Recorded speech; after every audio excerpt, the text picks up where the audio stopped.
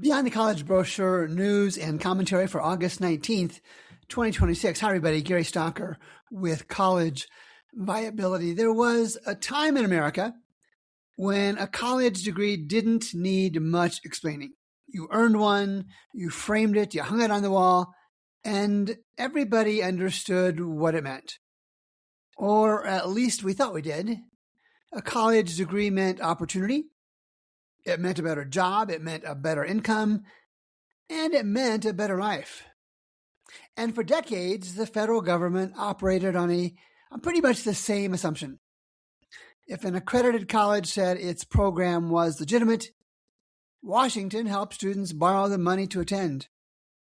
The college had the accreditation, the student had the FAFSA, the government had the checkbook, and everybody went on their way. But something has changed quietly, and it may turn out to be one of the most important changes in American higher education in decades. The federal government has started asking a very simple question. What happens to students after they graduate? Not how beautiful was the campus, not how impressive was the mission statement, not even was the program properly accredited. No, Washington wants to know, did the graduates actually make more money than people who never went to college? And suddenly things get interesting. Under a new federal earnings test, the government will look at the median earnings of graduates, college graduates, 4 years after completing a program.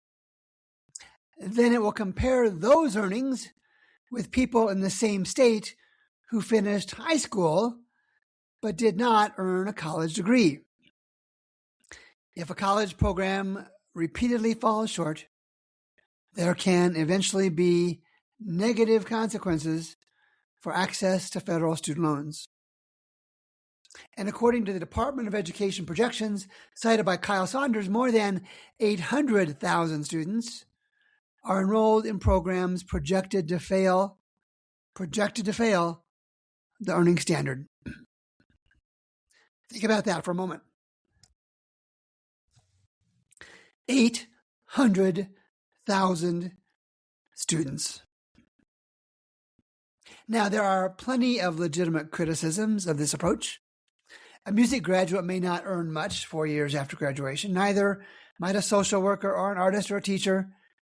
And that doesn't necessarily mean the education was worthless. And sometimes the problem isn't the college at all. It could be the economy. It could be the job market. It could be artificial intelligence eliminating entry-level positions. And it could simply be a bad economic year to graduate. And small programs create another problem. When only a few dozen graduates are being measured, one unusual graduating class can dramatically change the results. So no, this is not a perfect measurement, not even close. But that's not the part of the story. That's not the part of the story that interests me most. What interests me and what's of note is that Washington is asking the question at all. Because for generations, higher education has largely operated on a remarkably simple proposition. Trust us. Trust the college. Trust the accreditation. Trust the degree.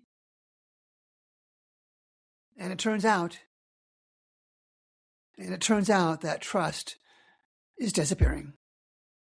And now you've gone beyond the college brochure. For College Viability, I'm Gary Stocker.